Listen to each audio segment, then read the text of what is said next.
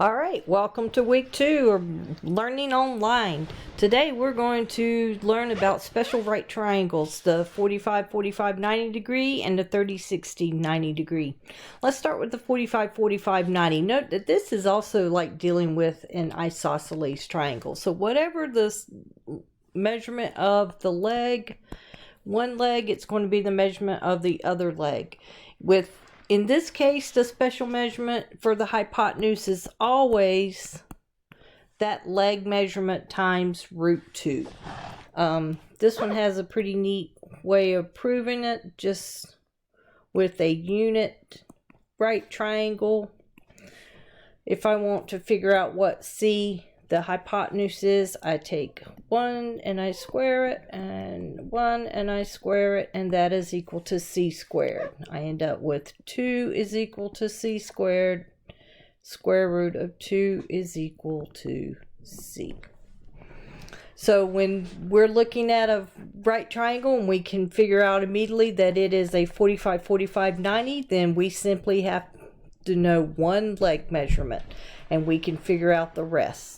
And so in this case, the X is the other leg, so that measurement is 8. Y is the hypotenuse, 8 times the square root of 2. And if you're not sure, I want you to work this out. Whoops. 8 squared plus 8 squared equals to Y squared. And you will see that it reduces to 8 times root 2. All right, the next situation, we have the X represents the hypotenuse and Y is the other leg. So if one leg is 25, Y being the other leg is 25, and X being the hypotenuse is 25 times the root 2. Here, 45, 45, 90. This time, the hypotenuse is given to us. So they're throwing a little bit of a curveball to us, but we can handle it. So normally, it would be X times root 2, and that's how we would get 19. So in this case, we know 19 divided by root 2 is our X and our Y. We cannot leave it this way. So we've been working on multiplying radicals.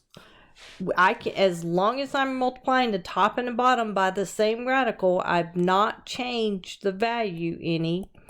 And so now if I do 19, ooh, that's just barely in the screen of what y'all can see. 19 square root of 2 over root 2 times root 2 is 2. And so we see that X is equal to 19 times root 2, all divided by 2, and the same thing with Y. 19 times root 2 divided by 2. All right, now let's talk about this 30, 60, 90 special triangle.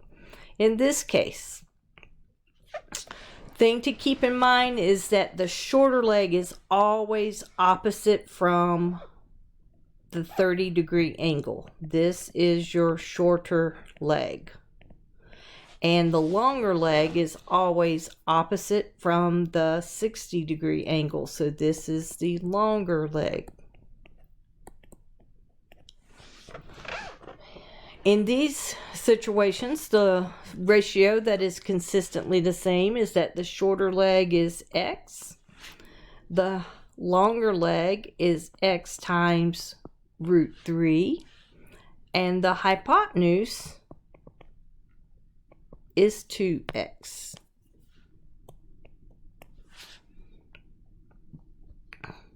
So let's work some triangles with this. 60, 30, so here this has to be the shorter leg. I just need to double it to figure out the hypotenuse. So 5 times 2 is 10. That's how I got that. And then to figure out the X, I just have to take the shorter leg and multiply it times root 3. And I end up with 5 root 3 for my longer leg measurement.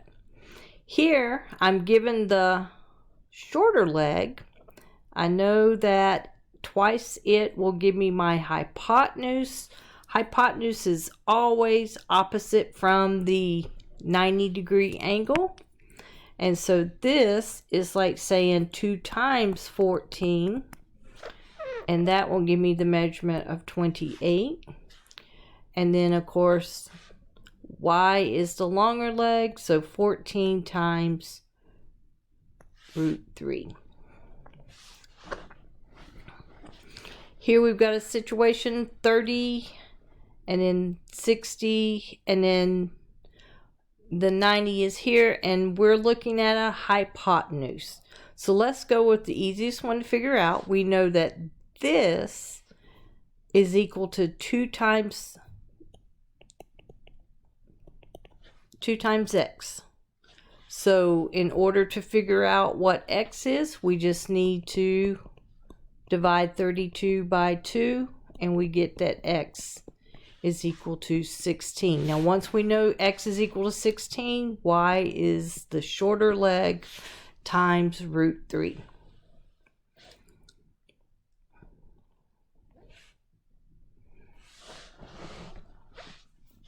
All right.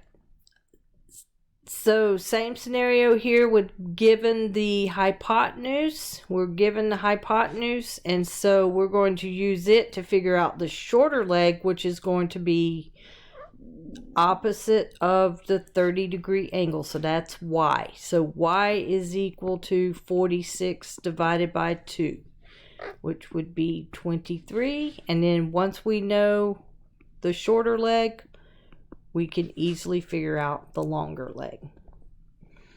Number 8, that's another scenario where we're given the longer leg. We don't know the hypotenuse, we don't know the shorter leg, but we do know that the shorter leg times root 3 gives us 20. So when we undo that, y is equal to 20 divided by root 3. We're going to have to make sure that we rationalize that. And so we end up with 20 times root 3 divided by 3. That goes down there.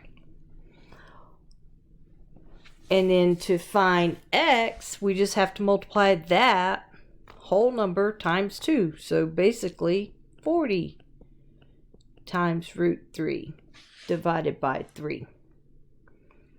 And let me get a little bit of space here. Whoops, hang on, sorry guys, it's not letting me. All right, just so we can see, 20 times root 3 divided by 3. If I multiply this times 2, it's like multiplying 2 fractions together, 2 over 1. So 2 times 20 is 40 times root 3, and then on the bottom, 1 times 3 is still 3. All right, lastly, let's look at this. So we've got 9 times root 3. That is our long side. Short, lucky for us. So the short side is just simply the long side divided by root 3, which in this case, our short side would be 9, and our hypotenuse would be 18. And that is it. So stay tuned for more parts of the lesson.